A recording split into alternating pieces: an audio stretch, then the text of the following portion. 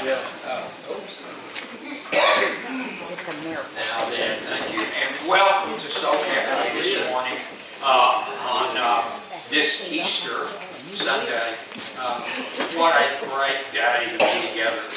And by the way, today there is a meal right after. You might have guessed that by the tables. There's a meal right after the service, and you're invited to stay. You said, "Oh, I didn't bring anything." Believe me, there will be more than enough. So I encourage you, please join us, stay behind the conversation, meet some new friends, and be a part of the Soul Cafe family. The reason we meet here this morning is to worship. And especially on this day, one of the more significant days on the Christian calendar. Now, once a year, we give special emphasis to the fact that Jesus Christ, as the story is told, on the third day after his death, rises from the dead. And as a statement of hope, and as a statement of reassurance, a statement of courage to embrace life, there is hardly anything more appropriate than that we would be together today to worship around an empty tomb. So you are welcome. Even if you're struggling to know what in the world's going on, and I have a lot of questions about all this stuff, you are certainly welcome here. Or if you're a person of faith and you've been following Jesus for 5 decades, you are welcome here. You're welcome because Jesus, 2,000 years ago, did something that would guarantee that you would be welcome in this place. We are so glad that you're here. So we're here to worship and take in the energy and the power and our destiny, and to take in what God has for you. And yeah, it looks like it. Gracias. Gracias, mi amigo. Yeah, well, thank you. And we're especially glad we're here today because we get to hold one of these. So, the question is, are we ready to worship a risen Savior today? Let's do it then together. Can you tell that's his grandmother? There we go. There you go.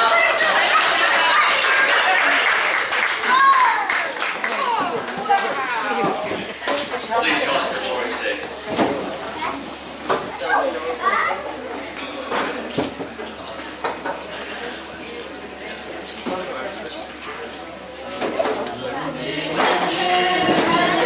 Still with his praises, one day when sin was black as could be, Jesus came forth to be born of a virgin. Dwelt among men, my example is he. Word became flesh and the light shined among us. His glory revealed. Living he loved you, dying he saved you, buried he carried my sins far away. Rising he justified.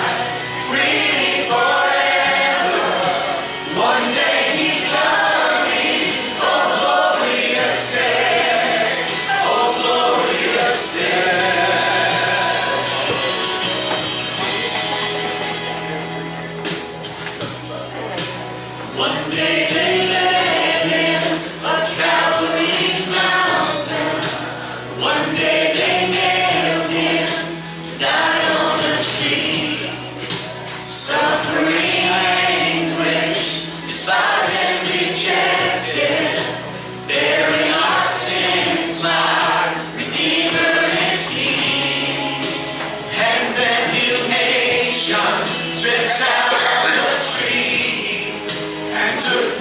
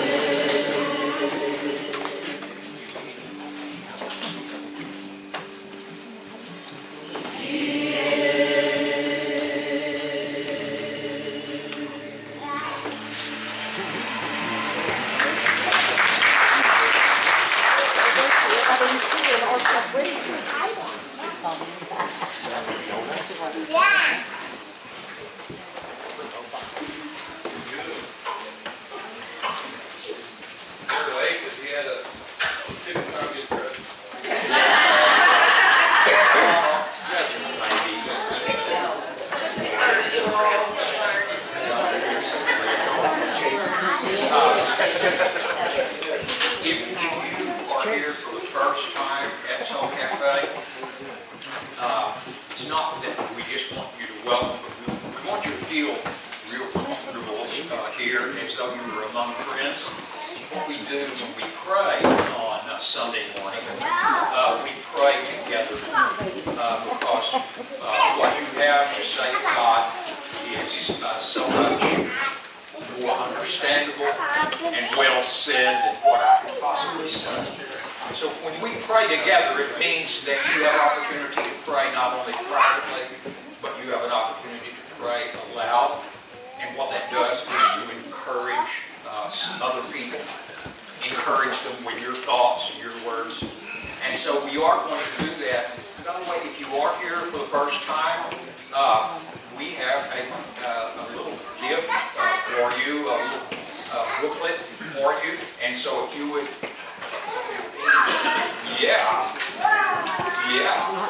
good beans. We have a booklet for you, and inside of that, a free ticket to a $2 meal on Wednesday night. Right here. And if you would love, we would just love to give you that booklet. So make sure you see. Who should we see that? Yeah, Sabrina, if they see you, could you? Sure. There's Gayla. I was kind of looking for her, but I couldn't find Gayla. Okay, so Gayla's got that It's a booklet. $10 value though on Tuesday night. It's a $10 value on Tuesday. Oh, okay, yeah. Please come and join us. So I would like to introduce us to a time of prayer. You just really need to talk to the Father quietly and for yourself. It's okay. She's just fine. Pray for her, but encourage others as well with your prayers. Let's pray together now.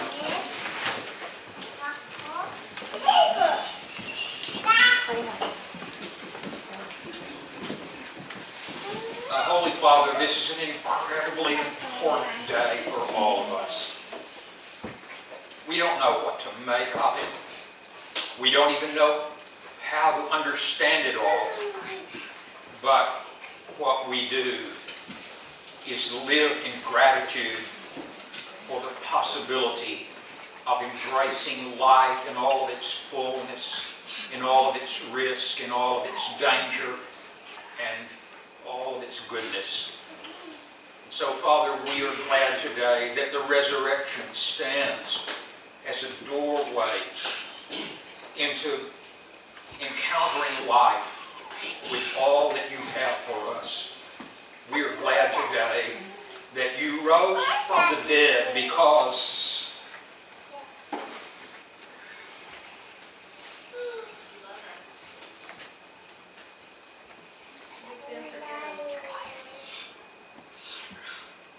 you've given us hope.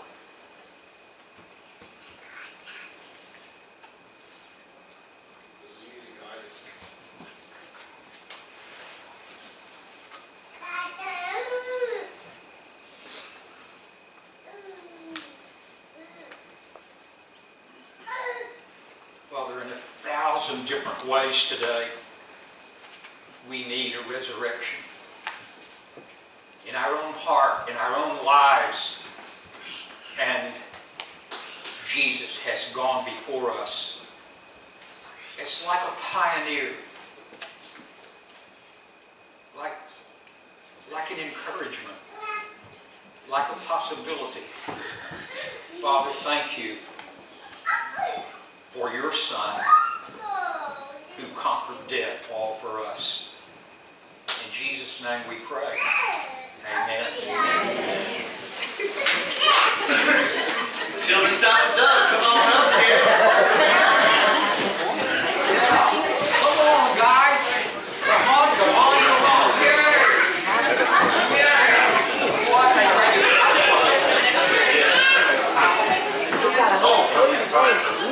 Now, let me tell you what I'm going to do.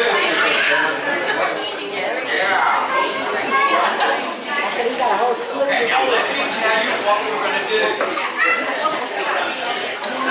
Wait a minute, it's hard to get up. So let me just tell you what we're going to do. Right now, I'm going to send you out, and you're going to gather flowers. The flowers that bloom, in spring, and boy, it's so beautiful. And some of you know what we're going to do with those flowers, don't you? That's right. I want you to gather a good handful of flowers, and somebody's going to coach you, somebody will help you know when it's time to come back in. Because while we're singing a song, I want you to come and we're going to put those flowers in the cross that a few days ago symbolized the death of Jesus. Today it's going to represent the new life that Jesus brings in all its beauty. So kids, go outside now and gather up some flowers and come back real quickly.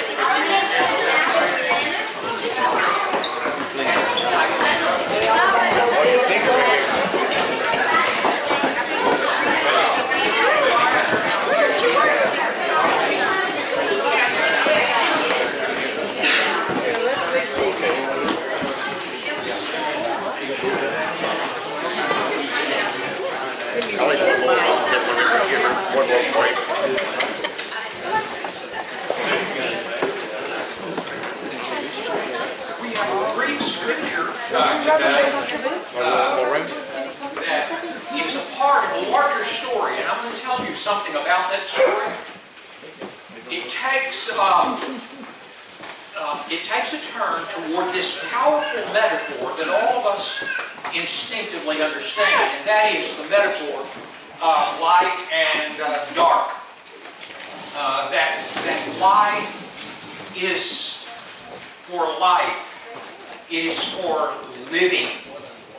That darkness is a dark mood.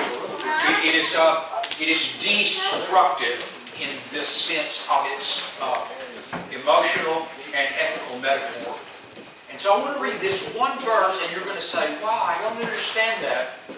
Wait until we tell the story that surrounds this verse. It's from John 11, 9 and 10, those two verses. And I'm wondering, is there someone, it's always better if we have it in somebody else's voice. Who would like to read Brian from the back, read it powerfully and read it slowly so that we can get this. And we're going to put this one in context because is it ever an encouraging verse? Jesus answered, "Are there not 12 hours of daylight? Anyone who walks in the daytime will not stumble, for they see by this world's light. It is when a person walks at night that they stumble, for they have no light." Here's what we're going to do. We're going to talk about the resurrection into the light.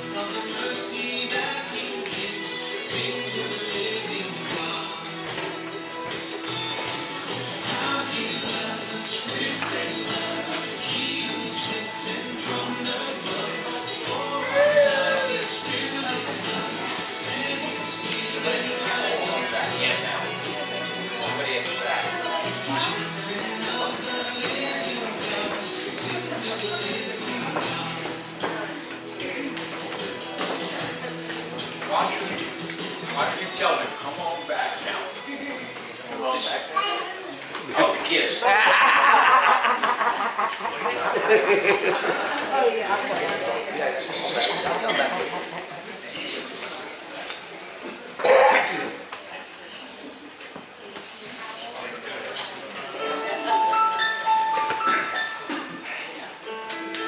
join us for one more.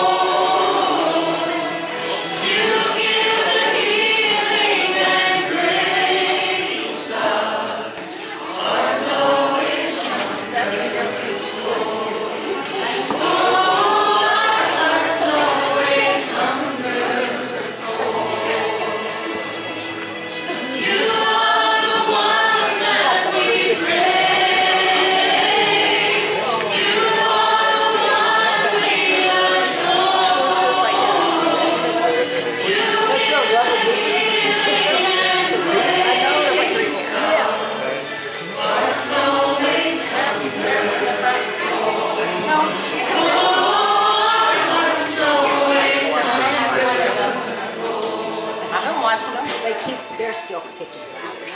No. I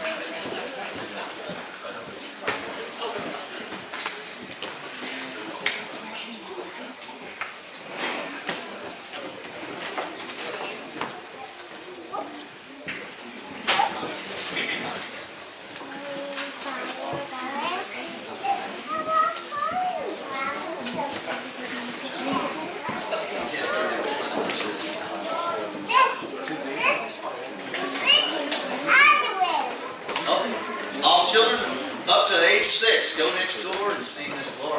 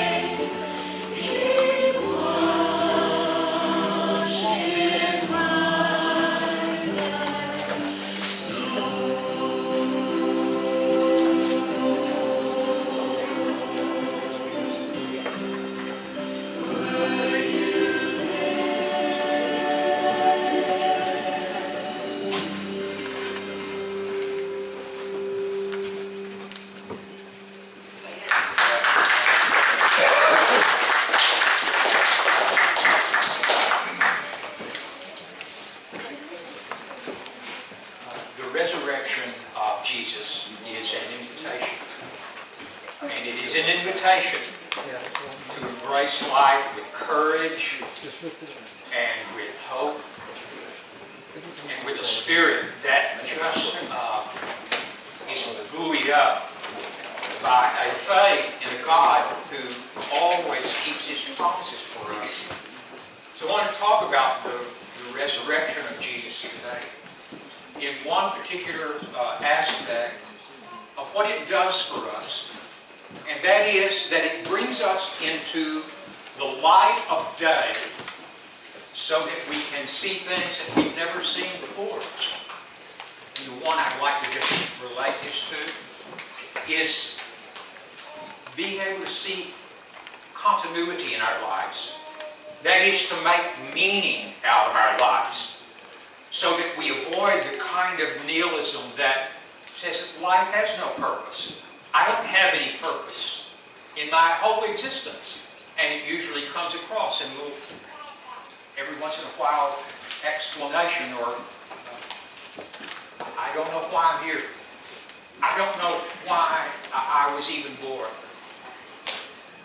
The birth of Jesus, or the death and resurrection of Jesus, is at the core of the Christian gospel, because it is to say that there is absolutely nothing that a very cruel world and circumstances can do to you that God isn't capable of kind of working with and healing and mollifying and somehow making sense out of it, so much so that even our suffering can sometimes be seen as having meaning for us. That we become better people because of our suffering or hard knocks in life. I want to affirm, first of all, the resurrection of Jesus before talking about another resurrection in which this verse takes place. Jesus had several friends that lived in Bethany. Their names, Mary and Martha and Lazarus, were their names. Bethany is a little smaller town outside of Jerusalem, about 2 miles, not too far to walk, not too far to have commerce. It was a kind of subdivision of Jerusalem. And Mary and Martha and Lazarus, evidently, doesn't say, had done well in business with a large enough house to accommodate not only Jesus, but at least 12 of his friends on occasion who would come through town and use that as a rest stop or a place of just getting some good R&R. Jesus had fallen in love with this whole family, Mary and Martha and Lazarus all. One day, while Jesus was out of town, a good enough distance from Bethany to take a little while to get there in light of the fact no cars and transportation as it was, they get a word that Lazarus is sick. And the message is delivered because they knew Jesus would want to know it, because they were so close together.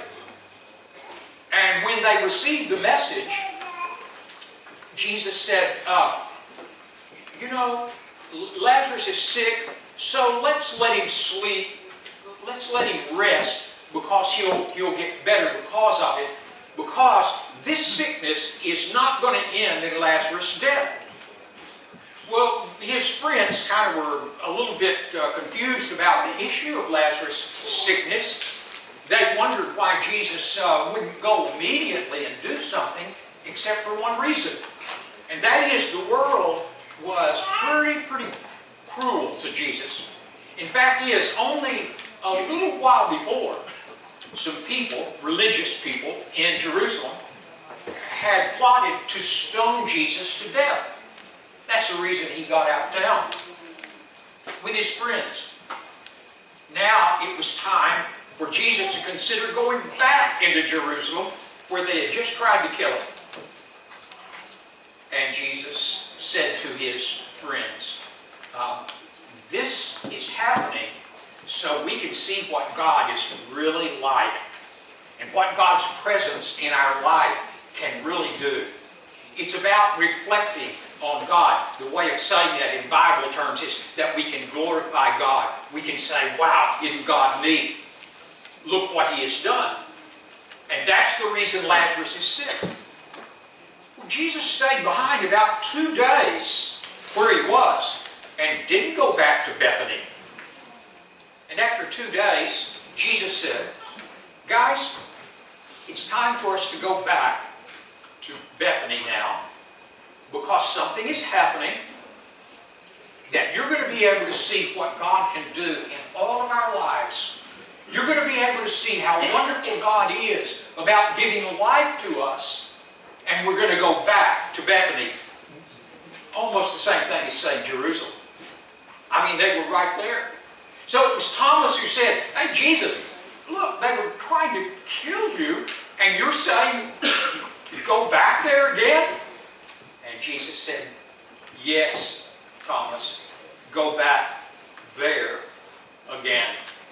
Let's face life with courage. That's what He's saying. Let's look at the risk and know that it's worth taking today. Let's go back to Bethany.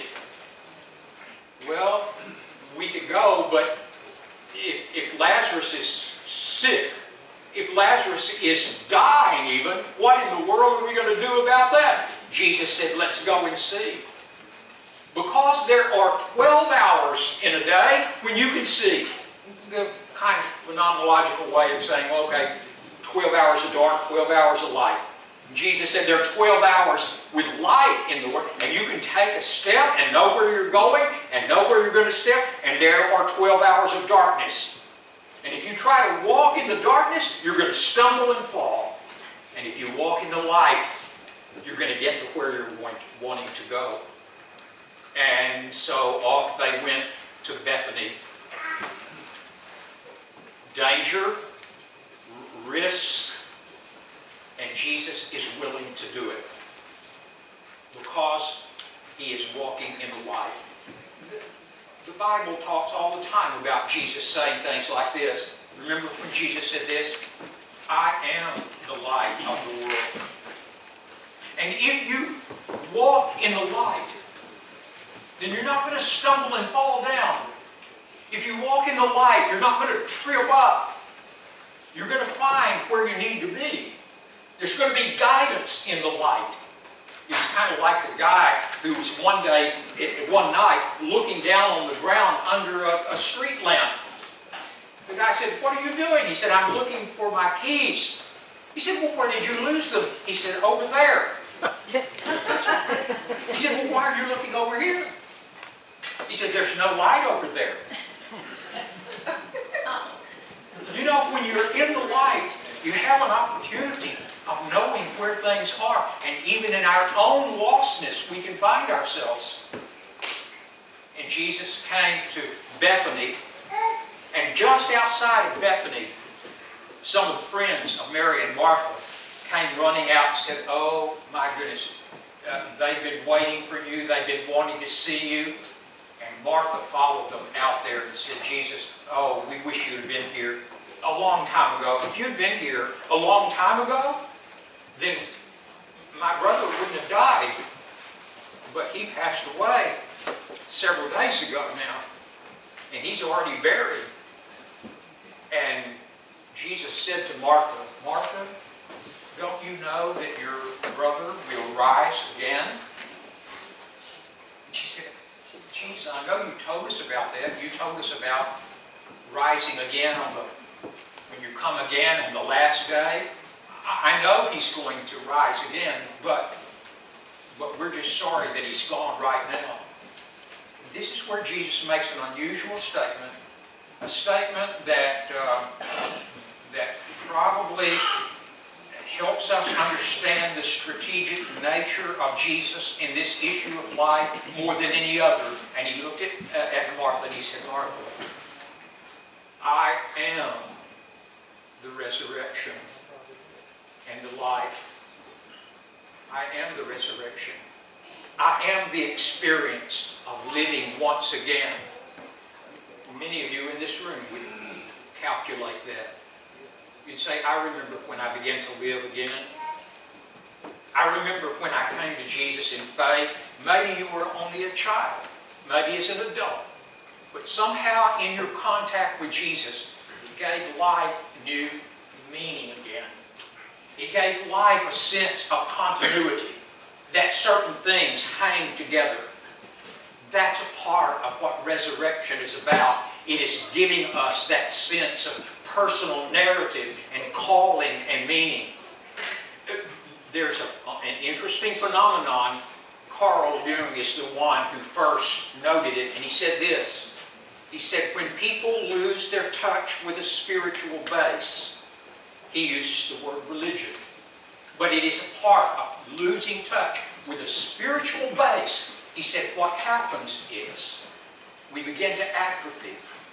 We begin to shrink, and we begin to lose a sense of making meaning out of our lives. We begin to fracture on the inside. It was as a schizophrenic patient, as we used to label that tragic mental condition, said, it is as though there are a lot of random events in my life, and they don't hang together. There's no continuity, and I can't make meaning out of my life anymore. And that is what a lack of the central faith in Jesus does for us. It begins to let us live in the narrative of Jesus. The magnificent thing about Christ is not only that we can look back and say, look at the life of Jesus. The magnificent thing about following Jesus is that more and more and more we find that that is also the potential of our lives. To living life with courage. Here's Jesus heading back to Bethany to face maybe an angry crowd that was already trying to kill him. They knew that Jesus was Lazarus' friend. Would they be there waiting with the rope? Would they be waiting with their sack of stones? Doesn't keep Jesus from doing what he's going to do. Jesus says, I'm going to walk in the light. I'm going to embrace life even at all of its risks. And if there's anything that I wish I could say for us today, it is that I want us to recover the courage of the light so that we can live in an awfully dangerous world right now. A world that doesn't have great intention for your future. There are some who don't have a great hope for what you can become. It always is expressed in power and control, manipulation, a kind of tight-fisted governance. And Jesus is the one who stands at the nexus, the crossroads of that feeling that we live in a dangerous world, and a way of saying, listen, politics or government doesn't describe the whole story of what life is going to be. It was Friedrich Nietzsche who said, we have, in a sense, radicalized science and rationality as though they are the only thing that exists. That science tells us everything about life. That government is an explanation of everything that happens to us. And Friedrich Nietzsche said, when we reduce all of life to those frameworks, that is when, and you'll remember even on Time magazine, quite a number of years ago, 40, 50 years ago, the front page of Time magazine was, God is dead. That's what Friedrich Nietzsche said. Not so much that the reality of God is dead, but that we have ruled out God, and that it's divided us and bifurcated us, even within our own soul. It is a soul sickness that comes when we lose a contact with a spiritual world. And that's what resurrection promises. Resurrection is about a rebirth of something within us, a new framework within which to, in a sense, define our lives.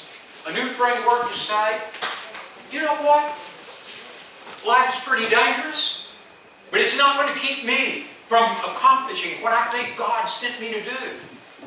You know, it's a dangerous place, and there are a lot of risk out there, but I'm going to embrace life. I'm going to put my arms around life, and I'm going to live life. Much what Jesus said. When you walk in the light, as I walk in the light, then you have in His the light of life. That's what Jesus is concerned about for you. It's not just about going to heaven. It's not just about, so to speak, being saved. It's about finding a meaning for your life and a purpose. The moment we step in to following Jesus, we leave behind the kind of fragmented events. And this is something people that lose contact with God, this is something that happens to them. All of a sudden, there are just a lot of random events in our past. They don't make sense. They don't fit into a narrative. They don't go anywhere. They don't have a good future. They're just a bunch of random events. One of the things that faith in Jesus does is help us to connect the past with the present and with the possibility of the future in order to live out the narrative. And that narrative is the life of Jesus. What if it were possible through a resurrection in your own life to live life with the meaning, the same meaning with which Jesus lived out His life? The same sense of, I know what I'm here for. I know where I'm going. And I've got the courage against incredible odds. I've got the courage to do it. Jesus was led to the graveside of his friend Lazarus. And that's where, by the way, the shortest verse in all the Bible takes place. Remember that one? It says, and Jesus wept. Jesus wasn't afraid of life and all of its hurts. And when friends hurt, Jesus hurt. And when his friends cried, Jesus cried. He was able to approach all of life as it came to him. He wept. And then he said, somebody, would you roll the stone away from the grave? Well, the sister said, hey, Jesus, you can't do that. He's been in there now days. Yes, put delicately, this is the way the King James would say it. His body stinketh. It means to say you don't open a tomb when somebody's been in there 4 days already. Roll away the stone, and somebody with imagination enough of what could happen came and rolled away the stone. And Jesus only said, here's the way, I'll try to say it the way Jesus might have said it.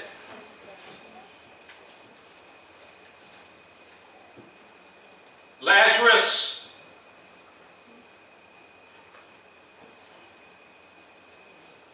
come on out. And to the absolute awe of everyone standing there, Lazarus came tripping out of the tomb, still bound by grave clothes and linen. And Jesus said,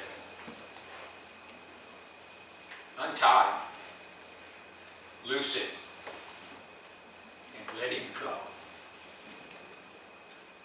And that is the message of resurrection for us today. Tied by our fears, economic fears, emotional fears, relational fears, anxieties that just never will let up. Something always bad is going to happen. It is to that fear that Jesus said, come and walk with me a little while in the light. Because the light of life gives you new meaning and new purpose. Here's my invitation to every one of you, and you know what it's going to be. Become a follower of Jesus by faith. Become a follower of Jesus. You don't know where that's going to lead. You don't know what it's going to do to you. But I want to try to encourage you by saying to become a follower of Jesus is the most important, critical decision that you will ever make in your life. It'll give you a place to stand. You'll be able to look back when you move to Ledbetter and say, oh, that's the reason I'm here. You'll be able to look back. Oh, so that's the reason that happened. And all of a sudden, life begins to fit together. And God says, and by the way, you're in Ledbetter? I'm going to use you there. Oh, you've lived there all your life? Oh, just get ready because you're going to make a difference that you never thought you could make. That's the invitation of resurrection. That is the invitation of living as a follower of Jesus who begins to say, come and live my story. That's Jesus' invitation to you. Watch how I love people. That's the way I want you to love people. Watch how I'm kind. Watch how my eyes are able to see the hurt of other people. That's the way I want you to live life. Come on. Follow me. Follow me into the light. Viktor Frankl one time said, we live in an age where we've got the means to live. But because there is no faith, we don't know what we're living for. Just come to Jesus. Put your faith in Him. That is, trust Him. Take a step in His direction. And all of a sudden life begins to make sense for you again. That's my invitation for us today. Let's pray together. Father, thank you not only for your resurrection, but thank you for our resurrection. Resurrected from the deep misery of constant anxiety. Resurrected from mistaken ideas that only confuse us about life. Resurrected from the kind of crippling fear that keeps us on the inside and never on the outside to be your children in the world. Father, this is the day you have made, and this is the resurrection that you have created, not only for your Son, but for us. It is in the name of Jesus that we thank you, Father. Amen.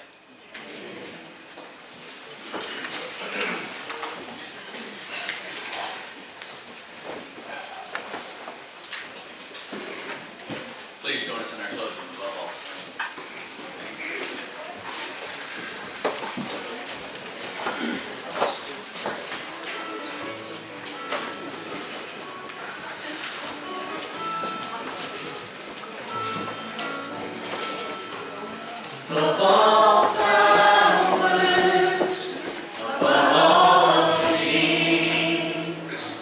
Above all the nations and all created.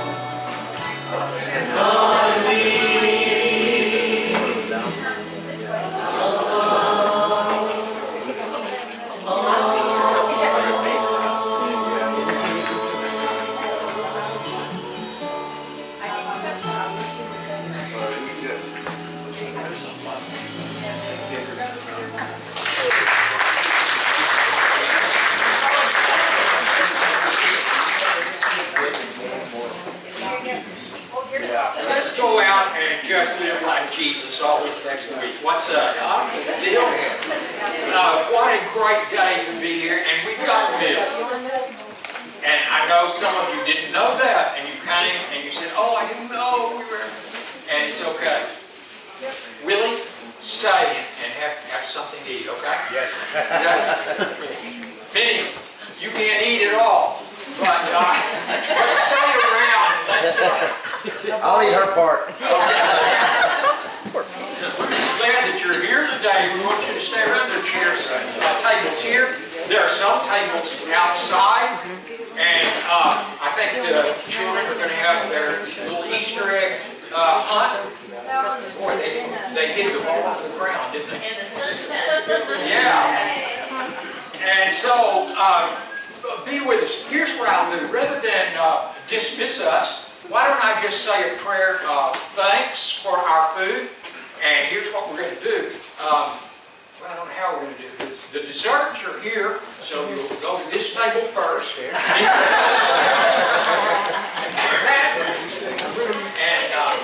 it is a little crowded in our space, and it may take a little while to get through the line, but there will be plenty, so please stay and use the conversation. If you haven't met Lisa yet, meet Lisa right here, and good, and Quinn, that's Quinn. So I suppose they are some guests here today, so make sure you well, that's true. They've been here on twice. We got an Easter egg hunt first.